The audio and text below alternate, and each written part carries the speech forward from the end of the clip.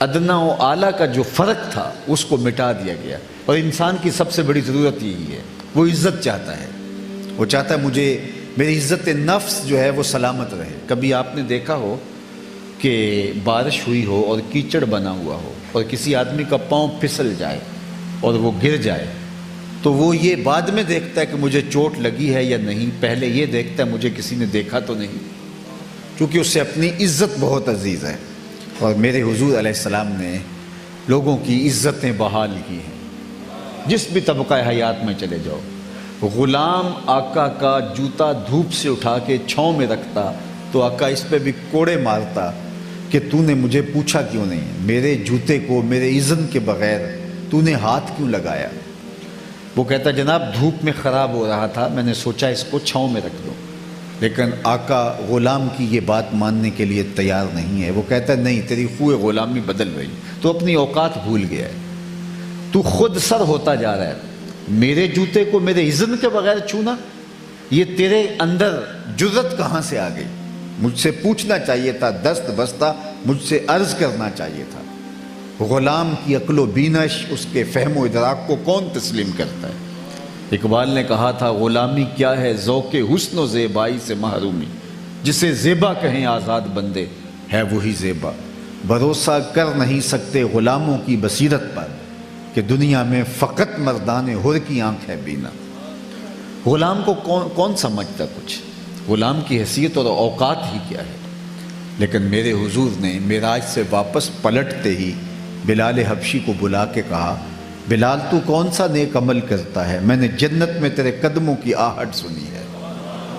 کیا خیال ہے اس ایک جملے نے دور غلامی کی ساری تھکن اتارنے دی ہوگی؟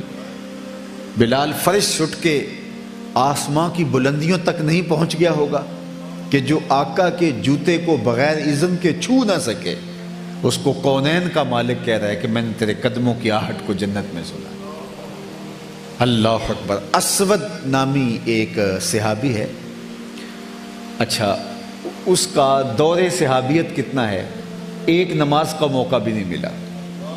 ایک جنگ چھڑی تھی اور یہ بکریاں لے کر آ رہے تھے اور حضور کی نظر پڑ گئی، تو اس کو دعوت دی تو اس نے کہا کہ میں اسلام قبول کر لیتا ہوں، لیکن ان بکریوں کا کیا کروں، یہ تو میرے مالک کی ہیں۔ تو فرمایا تم اس کے قلعے کے دروازے تک ان کو ہانک کے چھوڑ دو، جب آخری بکری اندر چلی جائے گی تو پلٹ آنا۔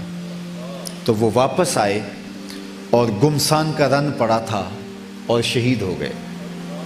ایک نماز بھی نہیں پڑھی، روزہ بھی نہیں رکھا۔ اللہ اکبر۔ شب بھر میں عاشق بھی ہوا، جواں بھی ہوا، مر بھی گیا۔ دو لمحے۔ تو جب یہ حضور کی خدمت میں آئے تو نام اسود تھا بھی رنگ کالا، تو کہا کہ اگر میں اسلام لے آؤں تو مجھے کیا ملے گا؟ تو کیا فرمایا جو ابو بکر عمر کو ملا ہے وہی تجھے ملے گا، جو عزت ان کو ملی ہے وہی تمہیں ملے گی۔ اللہ اکبر۔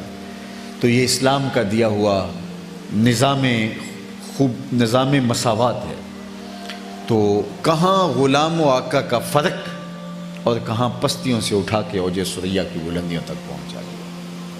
تو آقا کریم علیہ الصلوۃ والسلام نے پسے ہوئے معاشرے کو، مجبور، مقہور اور لاچار طبقوں کو اٹھایا اور اوج ثریا کی بلندیوں تک پہنچا دیا۔ اور آقا کریم نے اپنا عمل بطور کردار سامنے رکھا۔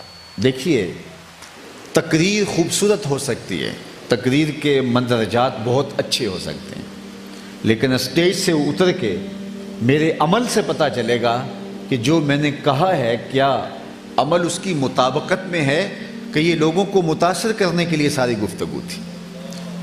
ہم تقریر کرتے ہیں، ہمارا عمل اس کی مطابقت میں اکثر اوقات نہیں ہوتا۔ حضور کی سیرت ہمیں بتاتی ہے کہ حضور نے اپنے عمل کو لوگوں کے سامنے پیش کیا۔ ابو جہل نے جو رب سے شکایت کی کعبۃ اللہ کا غلاف پکڑ کے، تو اس نے یہی کہا کہ در نگاہ او یک بالا و پست با غلام خیش بر یخا نشست، کہ اس کی نظر میں یہ چھوٹا بڑا کوئی نہیں ہے، یہ غلام کے ساتھ بیٹھ کر کے کھانا کھا لیتے ہیں ایک دسترخوان پر۔ اور اگر یہ نظم یہ لے کر کے آئے ہیں اور ان کی تعلیم یہ ہے تو پھر قریش کی عظمتیں تو ختم ہو گئی۔ تو وہ لوگوں کو نیچا دکھلانا اور اپنے آپ کو اونچا ماننا اور جاننا اور قرار دینا، اس کو سمجھتے تھے کہ یہ ہماری شان ہے اور شوکت ہے، جبکہ اللہ نے انسانوں کو برابر پیدا کیا ہے۔ جو معیار ہے فضل و شرف کا وہ تقوی ہے۔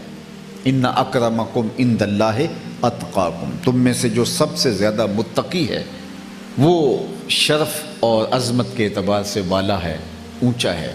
اس کے علاوہ باقی جو معیارات ہم نے طے کر رکھے ہیں، شریعت نے ان کا اعتبار نہیں کیا ہے۔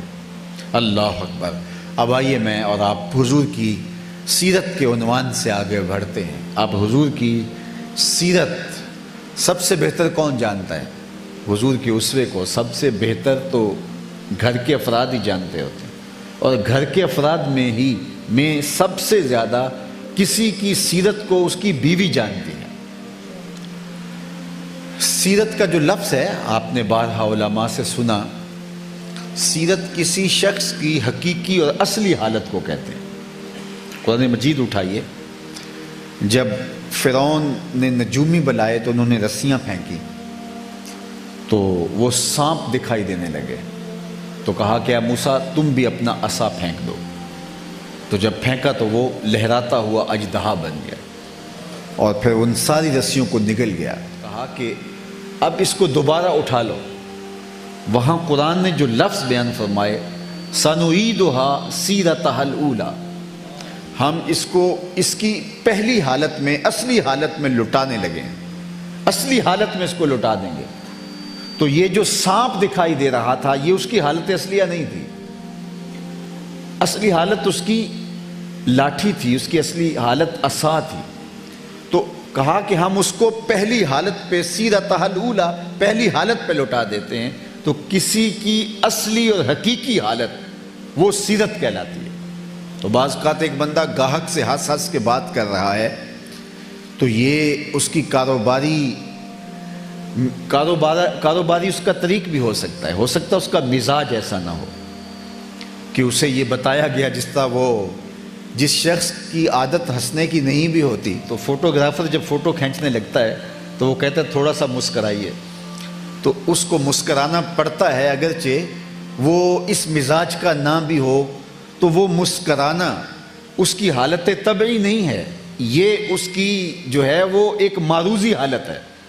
تصویر کھنچوانے کے لیے کیمرہ مین کے کہنے پر وہ مجبوراً مسکراتا ہے، اور جو مجبوراً مسکرایا جاتا ہے اور جو حقیقی مسکراہٹ ہوتی ہے، لطیف مزاج رکھنے والے جانتے ہیں کہ اس مسکراہٹ میں، حقیقی مسکراہٹ میں کیا ہوتا ہے۔ ایک آدمی حقیقتاً خوش مزاج نہیں ہے، لیکن اس کو جب دکان پہ اس کے بڑے نے بٹھایا تو کہا گاہک سے ہنس کے بات کرنی ہے، تو وہ گاہک سے ہنس کے بات تو کرے گا لیکن اس کا وہ مزاج حقیقی نہیں ہوگا۔ تو سیرت کسی کے حقیقی مزاج کو کہتے ہیں، حقیقی مزاج ہی سیرت کہلاتا ہے۔ اللہ اکبر۔ اب آئیے، اب حقیقی مزاج کو کون سمجھتا ہے؟ تو حقیقی مزاج تو عمومی طور پہ گھر میں ہوتا ہے، اور پھر وہ بھی بیوی کے سامنے۔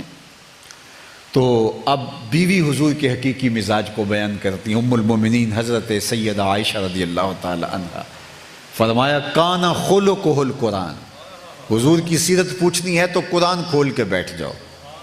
قرآن جن چیزوں کا حکم دیتا ہے حضور کا مزاج اس کی مطابقت میں، جن چیزوں سے منع کرتا ہے آپ کو اس راستے پہ حضور کو دیکھیں گے ہی نہیں۔ اور ام المومنین حضرت خدیجۃ الکبریٰ رضی اللہ تعالی عنہا حضور علیہ السلام کی سیرت کے 6 نمایاں پہلو بیان کرتی ہیں، اور آج کی اس نشست میں آپ کی توجہ ان پہلوؤں پر ہونی چاہیے، اور میں اسی پر اپنی گفتگو کو اختتام کی طرف لے جاؤں گا۔ جب حضور کے قلب اطہر پر پہلی وحی کا نزول ہوا تو قرآن تو وہ ہے نا کہ اگر پہاڑوں پہ نازل ہوتا تو وہ بھی ریزہ ریزہ ہو جاتے۔ یہ حضور کا قلب اطہر تھا جو قرآن کو سہار گیا، لیکن پھر بھی حضور نے ایک کیفیت کو محسوس کیا اور واپس آئے اور کہا یا خدیجہ زملونی، مجھے چادر اڑا دو، اور حضور نے اپنی کیفیت ان کے سامنے رکھی۔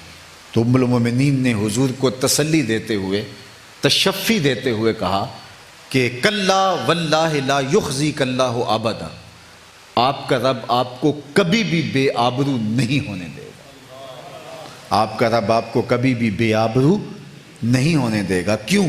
اب 6 وصف دیکھیے. انک لتصل الرحم، آپ کی سیرت کا نمایاں پہلو یہ ہے کہ آپ صلہ رحمی کرتے ہیں، رشتہ داروں کے ساتھ آپ سلوک اچھا کرتے ہیں. رشتہ داروں کے ساتھ اچھا سلوک انسان کی عزت کا محافظ ہوتا ہے. اللہ اس شخص کی پگڑی